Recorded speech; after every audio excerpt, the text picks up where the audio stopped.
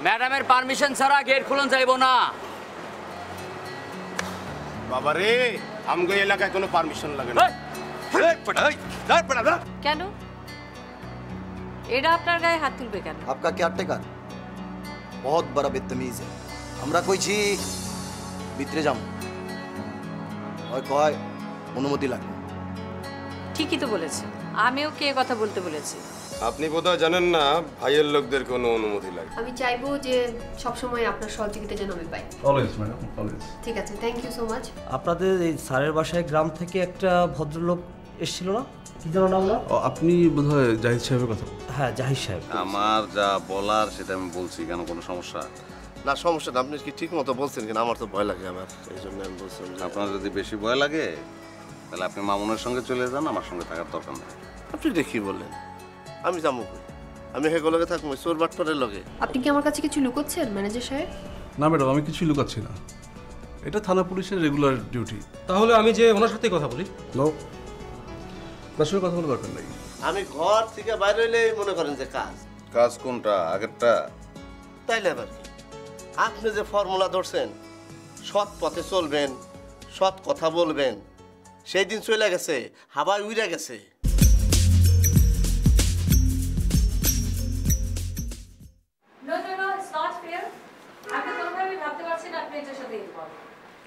এখন সরি বললে হবে নাকি? নো, আপনি এক কাজ করেন, আমি বাই টুমরো একটা রেজাল্ট চাই। Just mind it. Mister Zakir Khan, আমি যেটা বলছি সেটা করবেন। বসুন, দাঁড়িয়ে আছেন কেন? এখানে চায়ের ব্যবস্থা হয়েছে? জি না। তাহলে আপনি বসে আছেন কেন? যান।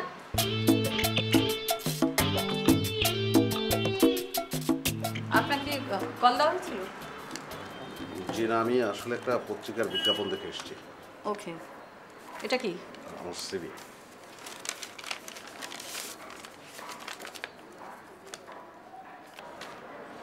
মিস্টার জাহিদ, বছর দুয়েক আগে একটা রোড অ্যাক্সিডেন্টে আমার হাজব্যান্ড আর আমার একমাত্র ছেলে মারা যায়।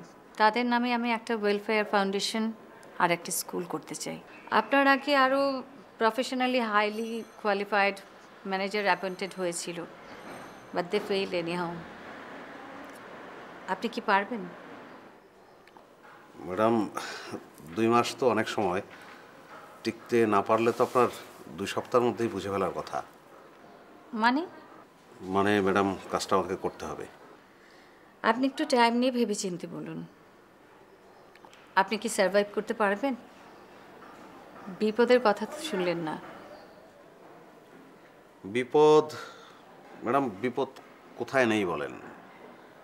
যে একটু আগে আপনি একটা অ্যাক্সিডেন্টের কথা বললেন আপনার ব্যক্তিগত জীবনের, সেটাও কি একটা অনাকাঙ্ক্ষিত বিপদ না? ধরে নেন আমি রাস্তা দিয়ে হেঁটে যাচ্ছি, ফুটওভার ব্রিজের একটা খোলা অংশ আমার মাথার উপর পড়ে আমি মারা গেলাম, আল্লাহ না করুক। মানে এরকম কিন্তু ঘটেছে। ব্রিজের একটা অংশ খুলে গেছে, সেটা ওই অবস্থায় উপরে থাকবে কেন বলেন তো? ওকে ডান, আপনাকে 2 মাস সময় দেওয়া হলো। যদি থেকে যান তাহলে পার্মানেন্ট। কাল সকালে আসুন, আপনাকে আপনার অ্যাসাইনমেন্ট বুঝিয়ে দেওয়া হবে। Madam thanks. Okay, I am glad. Jafar. জি ম্যাডাম। এটার জন্য পাঠিয়েছিলেন হয়েছে? জি। ওকে, ওনাকে অফিসটা দেখিয়ে দেবেন, কারণ আজকে থেকে আপনি জয়েন করছেন। তো আপনি বসেন, ওর সাথে কথা বলেন, আমি আসছি। দেখো কি লাগে। আমি একটু অফিস রুমে যেতে চাই। চলেন।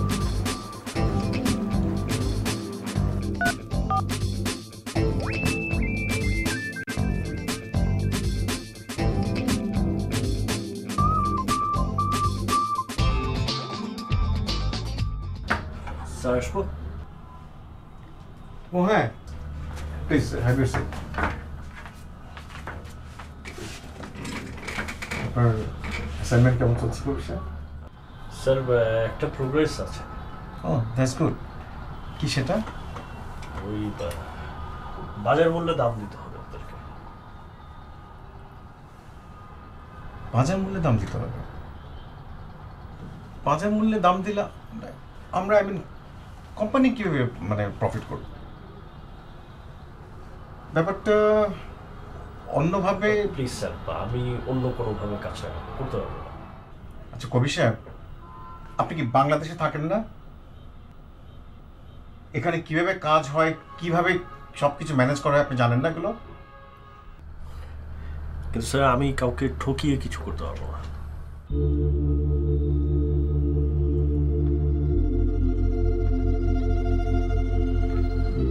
ঠিক আছে, তাহলে আমাকে অল্টারনেটিভ কিছু ভাবতে হবে। That's better. আসি।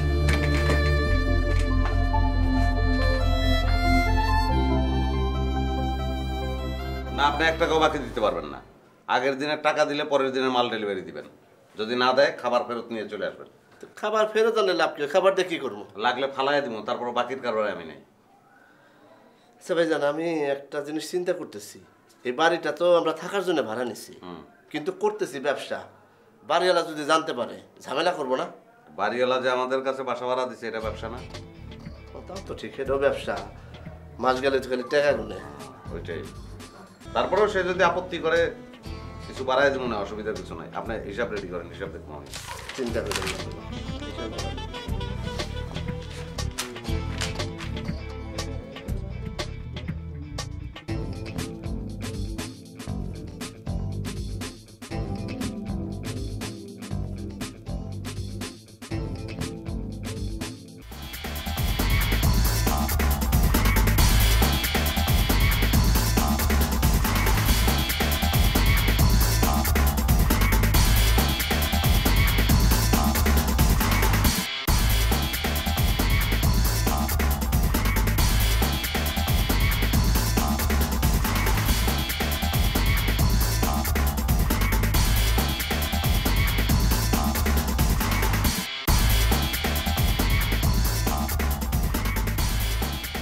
ভাই, এই বাসা কি বোরকা পরা কোনো মহিলারে দেখছেন ঢুকতে? না। এই গেল কই? আচ্ছা ঠিক আছে।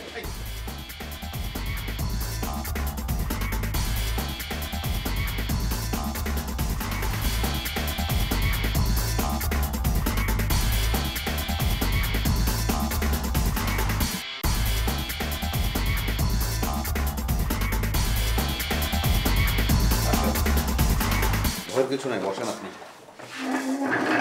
ওরা চলে গেছে। আচ্ছা, ওরা আপনাকে তাড়া করছিল কেন? এক গ্লাস পানি হবে? অবশ্যই।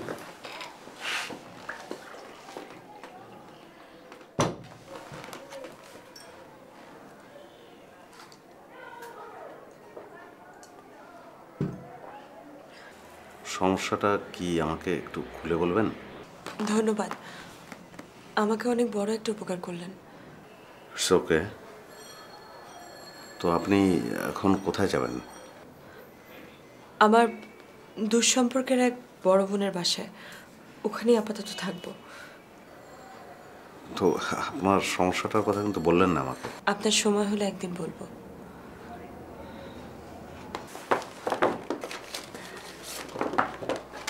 আমাকে একটু এই ঠিকানায় পৌঁছে দেবেন? হ্যাঁ নিশ্চয়ই, চলেন। ডিয়ার কলিগস, আমি আগে থেকেই সরি বলে নিচ্ছি, কারণ এর আগেই আমাদের বসা উচিত ছিল। আমি যাই হোক ব্যস্ততার কারণে হয়তো বা বুঝতে পারিনি। আমি মনে করি ফিউচারে আমরা একসাথে ভালোভাবে কাজ করতে পারবো। আচ্ছা, এইবার আপনারা আমাকে বলেন যে আমাদের কোম্পানি এমপ্লয়ীদের জন্য কি কি করা যেতে পারে, কি কি সুযোগ সুবিধা দিতে পারি, একজন করে বললে আমার জন্য বেটার হয়। ম্যাডাম, আমাদের যারা এমপ্লয়ি আছে তাদের অনেকদিন একটা দাবি ছিল যে তাদেরকে নিয়ে যদি একটা প্রভিডেন্ট ফান্ড গঠন করা হয়। ওকে, আচ্ছা, আর কি কি আছে? ম্যাডাম আমাদের যে গার্মেন্টস কর্মীরা আছে তাদের মধ্যে মহিলাদের যে বাচ্চারা আছে তাদের জন্য একটা ডে কেয়ার সেন্টার করলে বেটার হয়।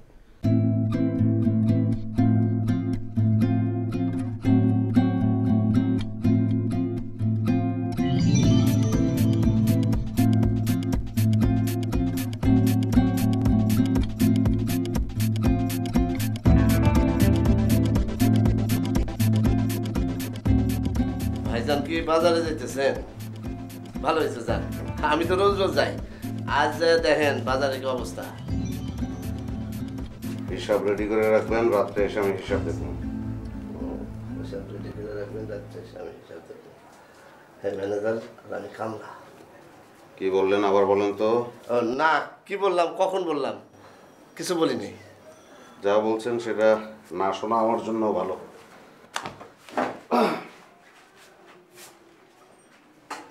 সব সময় কান খারাপ করে রাখে, একটা কথা বললে ফট করে শুনে ফেলায়। খরগোশ। কি ব্যাপার স্যার, এত মনোযোগ দিয়ে কি করছেন? রেজিগনেশন লেটার রেডি করছি। মানে? মানে হচ্ছে চাকরিটা ছেড়ে দিচ্ছি। কেন, কোনো প্রবলেম হয়েছে আপনার?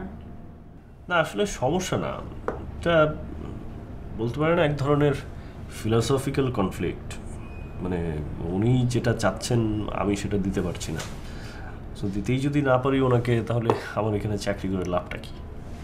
কিন্তু এটা কি ঠিক হবে স্যার? এখন আমি যদি ওনার কাজে না লাগি তাহলে কি আমার মাসে মাসে বেতন নেওয়াটা কি ঠিক হবে? ঠিক আছে, থাকেন, ডেস্কে যাই।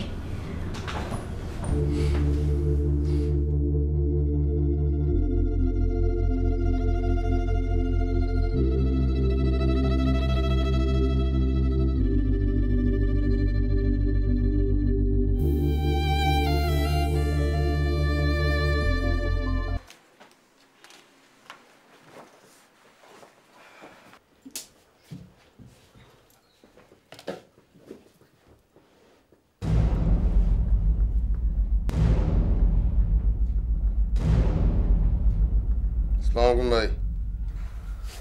ওয়ালাইকুম আসসালাম। আমাকে ভাইজান আপনার একটা সালাম জানাইছে।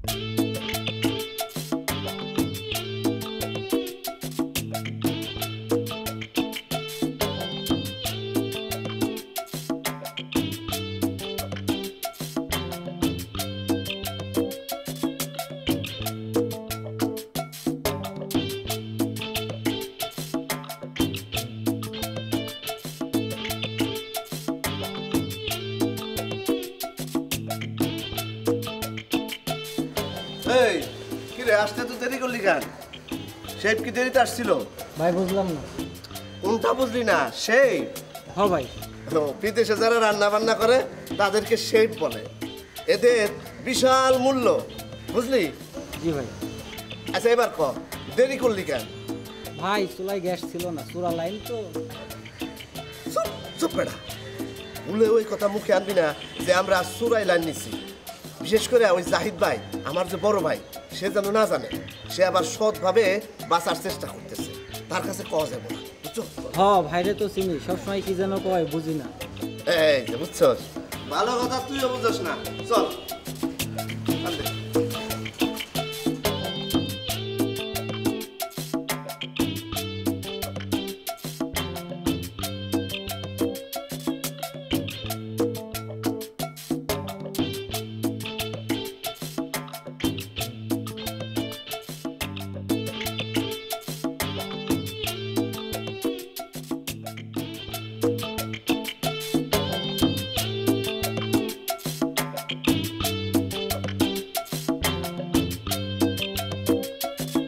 না তোমরা তোমাদের টেক কেয়ার করো না,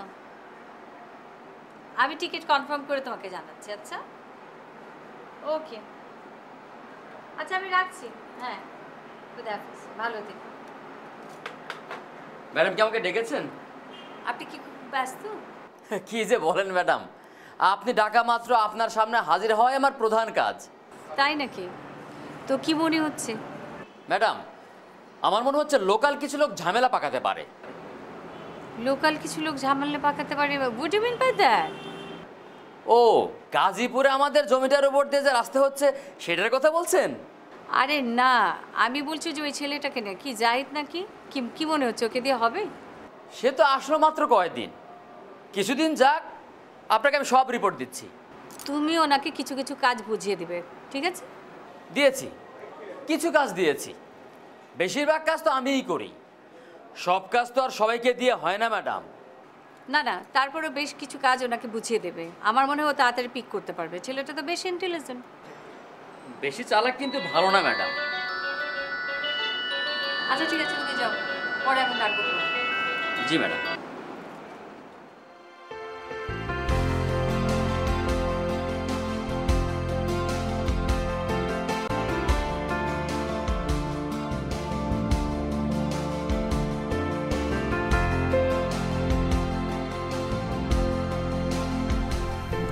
শোনো না,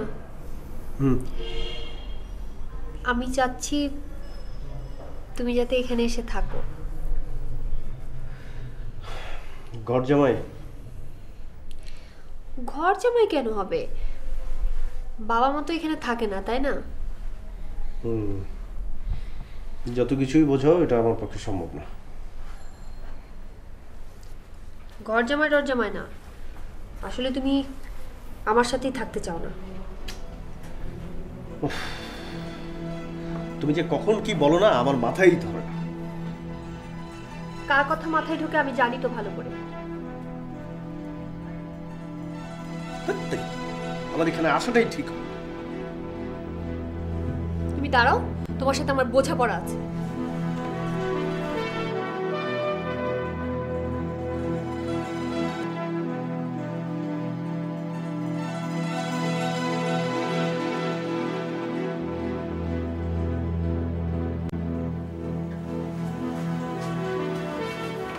ভাইজান কি চশমা কিনছেন নাকি? না, আগেরই ছিল। ওই আমি আবার লেখার সময় চশমা ছাড়া দেখতে পারি না। এমনি দেখতে পারেন? দেখি অল্প অল্প ঝাপসা। তো দেন হিসাবটা দেখি। কাল সকালে দেবনি?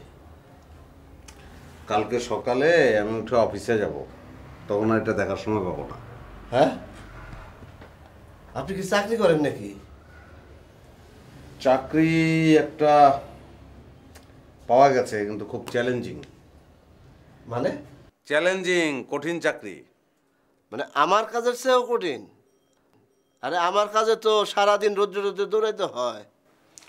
এখন থেকে আমি সকালবেলা উঠে অফিসে যাব আর রাত্রে এসে আপনার কাছ থেকে হিসাব নেব। ভাইজান, আপনার সাথে আমার চাকরির একটা ব্যবস্থা করি। কেন, ব্যবসা ভালো লাগতেছে না? না, ওই দুজন একসাথে অফিসে গেলাম, চাকরি করলাম। না ঠিক আছে, ব্যবসায়ী ভালো, ব্যবসায়ী করবো। ৮,৪৫০ টাকা হিসাব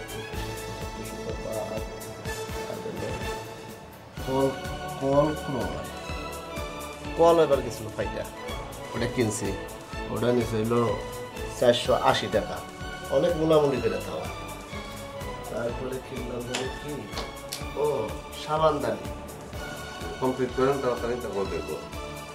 সাবানদানি হইল ৭০ টাকা। তারপরে কিনা হইল কি